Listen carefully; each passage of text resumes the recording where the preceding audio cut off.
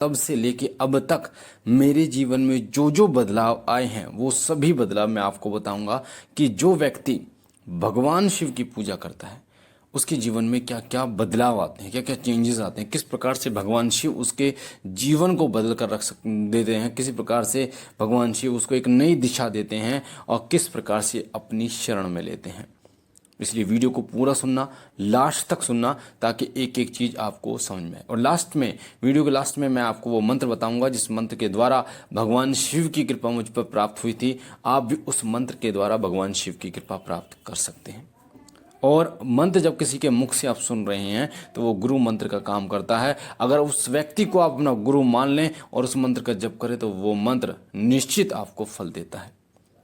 तो जब मैंने बाबा भोलेनाथ की पूजा शुरू करी थी तो उस समय पर हम प्रेत बाधा से बहुत ज़्यादा जूझ रहे थे। जगह जगह भक्तों को दिखाया था, कहीं आराम नहीं हुआ, बहुत परेशान थे। मम्मी को ऊपरी की दिक्कत थी, कभी बहन को ऊपरी की दिक्कत हो जाती थी। और ऐसी दिक्कतों में किसी को इतने रुपए दिए क्योंकि पापा थे नहीं, किसी को 10,000 रुपये दिए, कितने को ये दिए 5,000, 2,100 रुपये, इस तरीके से हमें भक्तों ने बहुत लूटा था। उस समय पर एक मंत्र, जिस मंत्र को मैं आपको लास्ट में बताऊंगा, उस मंत्र का जप करना मैंने शुरू किया। और उससे पहले मुझे सपने में कुछ दर्शन ऐसे होते थे भगवान शिव के, कुछ संकेत ऐसे मिलते थे जिन संकेतों से मुझे ये पता चला था कि कहीं ना कहीं भगवान शिव की कृपा मुझ पर है, तभी मुझे ये ऐसे संकेत दिखाई दे रहे हैं। कभी मुझे डमरू दिखाई दे रहा है, कभी मुझे भगवान शिव के नंदी दिखाई दे रहे हैं, कभी लटाधारी बाबा कोई दिखाई दे रहा है, कभी शिवलिंग, बहुत बड़ा शिवलिंग दिखाई दे रहा है। इस प्रकार के संकेत मिलते थे। उस समय मैं फील्ड की नौकरी करता था और उस समय जो लोकेशन से मैं जाता था तो घूम फिर के लोकेशन एक मंदिर पर जाकर रुक जाती थी। घूम फिर के कई बार मेरे साथ ऐसा हुआ। और फिर जब मैंने चेहरा ऊपर करके देखा तो वो शिवलिंग, शिव जी का वो था, मंदिर था। और सपने में वो मंदिर मुझे बार बार दिखाई देता था, कभी उसकी चोटी, कभी आगे का हिस्सा, कभी पीछे का हिस्सा, कभी एक ऐसा, क्योंकि उसका जो रास्ता था वो पहाड़ों से जाता था तो पहाड़ दिखाई देते थे। तो उस समय फिर मैंने निश्चय किया कि बाबा भोलेनाथ की सेवा करूंगा। और बाबा भोलेनाथ के प्रति मेरा इतना लगाव था, जैसे एक पिता के प्रति लगाव होता है, मैं बाबा भोलेनाथ के बिना नहीं रह सकता।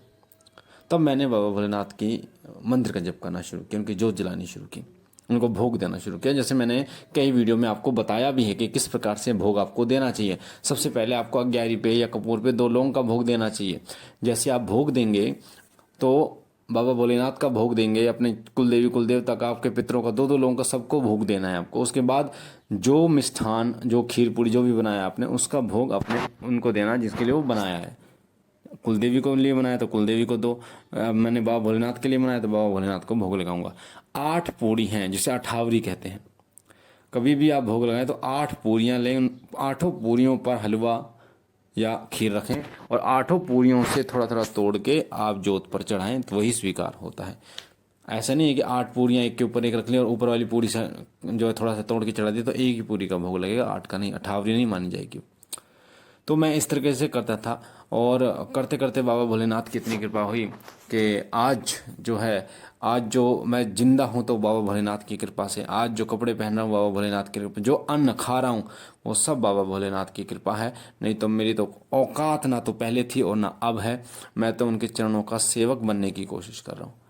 तो मेरे जीवन में क्या क्या बदलाव हैं? सबसे पहला बदलाव मेरे घर में आया था कि मेरे घर में जो नकारात्मक शक्तियाँ थीं वो ख़त्म हो गई थी। मेरे माध्यम से बाबा भोलेनाथ ने वो घर से ख़त्म कर दी थी। उस समय बहुत से ऐसे विचार अपने आप ही आने शुरू हो गए थे कि जल का छींटा ऐसे लगाओ, भभूत ऐसे बनाओ, अभिमंत्रित ऐसे करो, है मंत्र का प्रयोग ऐसे करो। तो ये सब बाबा भोलेनाथ स्वयं मार्गदर्शन करते हैं। जब आप बाबा की सेवा करते हैं तो वो स्वयं आपका मार्गदर्शन करते हैं। तो उन्हीं की छत्र छाया में मुझे पता चलता रहा कि हाँ अब कैसे करना है, जल को कैसे अभिमंत्रित करना है, भभूत को कैसे अभिमंत्रित करना है, गंडा कैसे बनाना है, धागा कैसे बनाना है, और हाथ, सिर पे हाथ रख के किस प्रकार बाबा भोलेनाथ के दूतों से काम कराना है। तो इस प्रकार से, और उसके बाद प्रेत बाधा से मुक्ति मिली। फिर धीरे धीरे नौकरी की दिक्कत थी, एक नौकरी लग गई। नौकरी लग गई क्योंकि पापा नहीं थे, घर संभालने वाली बहुत दिक्कत थी। मैं आपको आज सच्चाई बता रहा हूँ, मेरी मम्मी पापा थे नहीं, बहुत ही गरीब फैमिली से मेरी मम्मी जो है वो कोठियों में काम करती थी, यानी जैसे किसी के कपड़े और बर्तन साफ करती थी। और उस समय पर मैं छोटा था और बहुत ही परेशानियों का सामना करना पड़ता था कि मम्मी, और मुझे देख देख के कभी मुझे ऐसा लगता था कि मेरे होते हुए मेरी मम्मी ये काम कर रही है और उस समय पर मैं कुछ नहीं कर सकता था। तो फिर बाबा भोलेनाथ की कृपा से नौकरी लगी थी। नौकरी लगी, फिर हम दोनों ने, मम्मी ने, हमने मिलकर थोड़ा सा घर सुधरवाया था, क्योंकि घर पे टीन थी, जो टीनें होती है ना, मसाले वाली टीनें थी, बहुत गर्मी लगती थी। और जब बारिश आती थी तो पानी जो है वो पूरा घर में भर जाता था, खाना बनाने के लिए जगह नहीं होती, क्योंकि टीनें जो है वो टूटी हुई थी, उसमें बंदर जो है वो कूद कूद कर तोड़ देते थे। तो उस समय पर फिर घर थोड़ा सा मरम्मत कराई। ऐसे करते करते धीरे धीरे आगे बढ़ते चले गए। फिर बाबा की ऐसी कृपा हुई कि बाबा ने बढ़ाते बढ़ाते फिर घर बनवाया, लेंटर वगैरह का घर बनवाया, सही तरीके से टाइल वगैरह लगा के घर बनवाया। और घर बनवा फिर मम्मी की जो है काम जो है वहाँ जहाँ मम्मी काम करती थी वहाँ से मम्मी को घर बैठवाया। मम्मी अब आपको जाने की ज़रूरत नहीं है।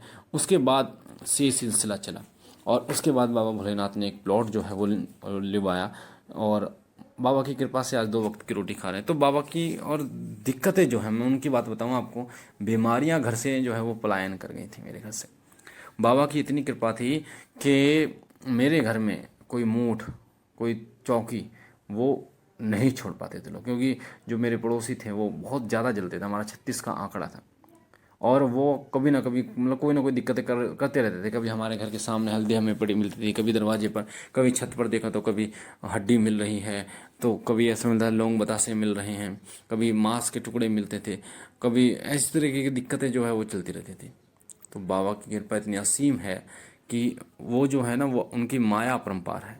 जब वो काल भैरव रूप धारण करते हैं ना, तो देखते नहीं हैं, संहार करते चले जाते हैं।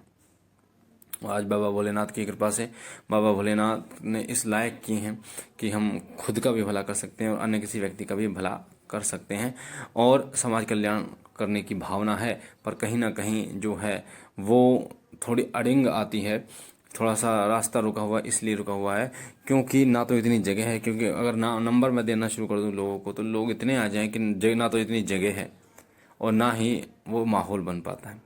और मैं अकेला अपने घर में हूँ, परिवार को भी चलाना है, मम्मी को भी देखना है, बच्चों को भी देखना है, सब कुछ। मेरा कोई ना तो कोई भाई है, मेरी 2 बहनें हैं, उनकी शादी हो गई, और मम्मी है घर पे।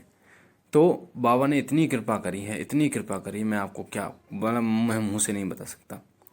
तो आप भी अगर चाहते हैं कि बाबा कृपा करें, तो बहुत कृपा बाबा करते हैं, बहुत दयालु हैं। आप उनकी सेवा तो उठाइए, उनको स्नान कराइए। मैं क्या करता था, मैं हर सोमवार बाबा भोलेनाथ को स्नान कराता था।